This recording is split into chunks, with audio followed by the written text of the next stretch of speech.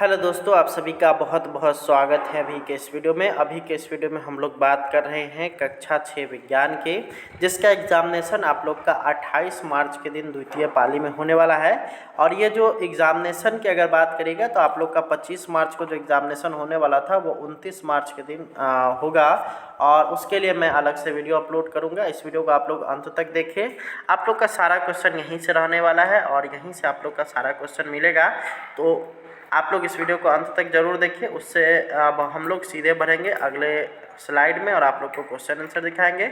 उससे पहले अगर आप लोगों ने चैनल को सब्सक्राइब नहीं कर रखा है तो चैनल को सब्सक्राइब कर लीजिए और साथ ही साथ इस वीडियो को लाइक कर दीजिए और इस वीडियो को शेयर करिए ताकि अन्य लोगों को जानकारी मिले। तो चलिए हम लोग आगे बढ़ेंगे और आप लोग को क्वेश्चन आंसर बताना शुरू करेंगे।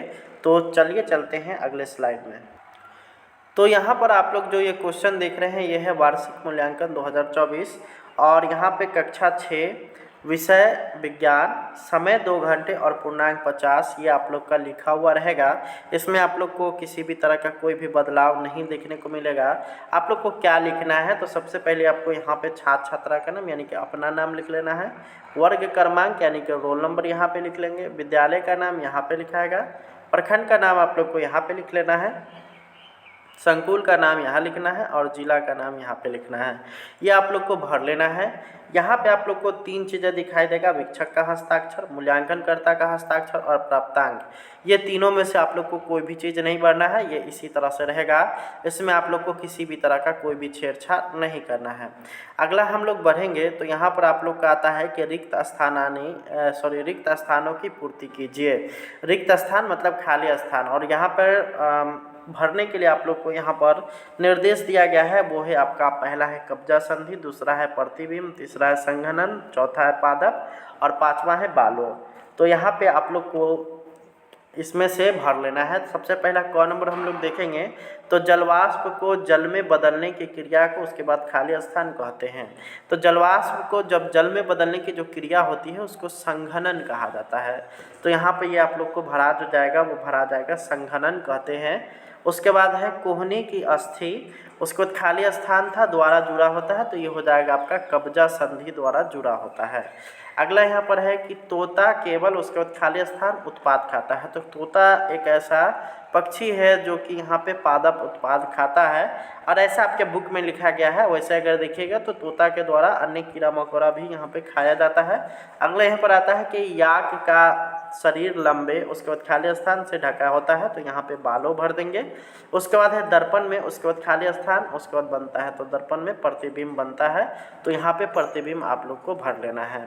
तो यहाँ पर आप लोग का पहला नंबर क्वेश्चन पूरा हो जाएगा। आगे हम लोग बढ़ेंगे। दूसरा नंबर में आप लोग का बोलता है कि सत्य कथन के सामने सही और असत्य कथन के सामने गलत का चिन्ह लगाइए। पहला आप लोग का है कि भोजन से हमें ऊर्जा मिलती है, बिल्कुल सही। उसके बाद है कि उपास्थि अस्थि की अपेक्षा कठोर होता है। उपास्थि मतलब जैसे कान का हड्डी जो हो गया वो आपका उपास्थि हो गया, और हड्डी जो अस्थि मतलब हड्डी हो गया, कहीं का जो हड्डी होगा वो क्या होगा, यहाँ पे जो आपको कह रहा है कि उपास्थि अस्थि से कठोर होता है तो ये क्या हो जाएगा, गलत हो जाएगा, क्योंकि उपास्थि जो होता है अस्थि की अपेक्षा कोमल होता है। तंतुओं से धागा बनता है, बिल्कुल एकदम राइट हो जाएगा। शरीर को सभी पोषक तत्व उपलब्ध कराने के लिए केवल मांस पर्याप्त है तो ये क्या हो जाएगा, ये गलत हो जाएगा। इसके लिए पादप उत्पाद भी हमारे लिए ज़रूरी है क्योंकि सारा चीज़ यहाँ पे मांस में उपलब्ध नहीं होता है। अगला सवाल आता है कि पदार्थ जिसका विघटन आसानी से हो जाता है जैव विघटनीय पदार्थ कहलाता है। तो ये बिल्कुल सही हो जाएगा क्योंकि जो भी पदार्थ है जिसका विघटन आसानी से हो जाता है उसको जैव विघटन कहते हैं। तो यहाँ पे बिल्कुल सही है। अगला यहाँ पर देखेंगे तीसरा नंबर सवाल क्या बोलता है कि सही विकल्प पर सही का चिन्ह निशान लगाइए।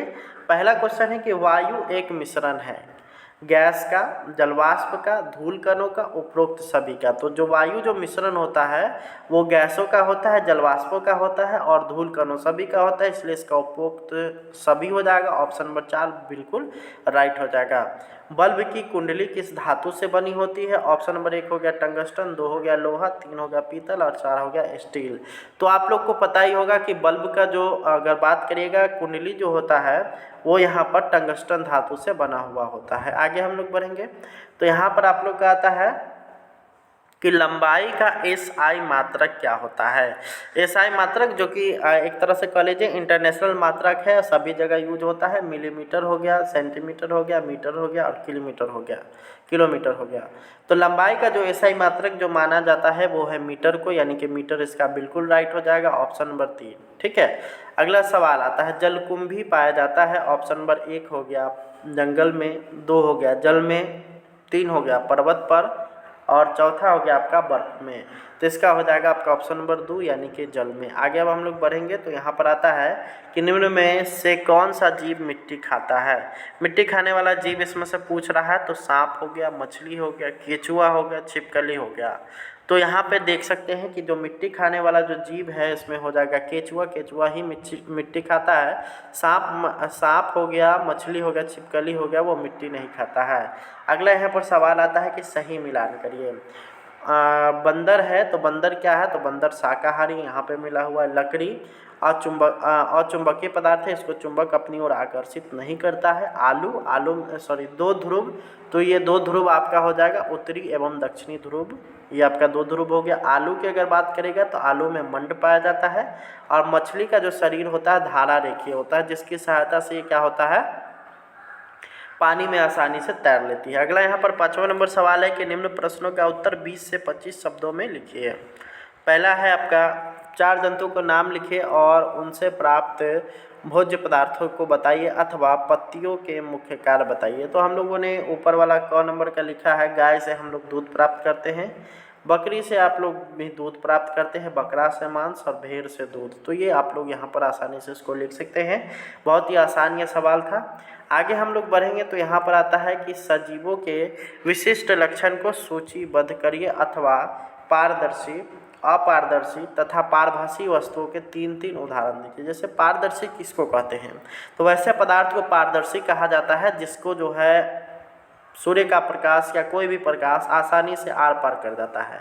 और अपारदर्शी क्या होता है, जिसको आर पार नहीं कर पाता है। पारभासी क्या हो गया, जिसमें हल्की मात्रा में क्या होता है कि वो उसको पार कर पाता है। जैसे अगर पारदर्शी की अगर बात करेंगे तो पानी के आर पार लाइट चला जाता है, हवा के भी आर पार और कांच के भी आर पार। ठीक है, अपारदर्शी की अगर बात करिएगा तो दीवार हो गया, लकड़ी हो गया, किताब, इसके आर पार क्या होगा, कभी भी लाइट नहीं जाएगा। पारभासी की अगर देखिएगा तो तेल लगा हुआ कागज़, घिसा हुआ कांच, कैल्साइट, ये सब क्या है, इससे क्या होता है कि दूसरी तरफ लाइट थोड़ी मात्रा में जा पाता है। 6ठा नंबर सवाल है कि ऊँट रेगिस्तान में जीवन यापन के लिए किस प्रकार अनुकूलित है अथवा कचरा के प्रबंधन के लिए हम क्या क्या कर सकते हैं। तो यहाँ पर देख सकते हैं, यहाँ पे हम लोगों का जो लिखा गया है कि कचरा प्रबंधन के लिए निम्न उपाय कर सकते हैं। पहला आप लोग का है कि कचरा को एक निश्चित स्थान पर रखेंगे, जैव कचरा को एक तरफ रखेंगे तथा अजैव कचरा को अलग रखेंगे, कचरा को इधर उधर नहीं फैलने देंगे। तो ये आप लोग यहाँ पर लिख सकते हैं। इसमें और भी आप लोग को आगे बढ़ाना है तो बढ़ा सकते हैं। तो उम्मीद करते हैं कि वीडियो पसंद आया होगा। इस वीडियो को शेयर करिए। मिलते हैं आप लोग से नेक्स्ट वीडियो में। धन्यवाद, थैंक्स फॉर वॉचिंग।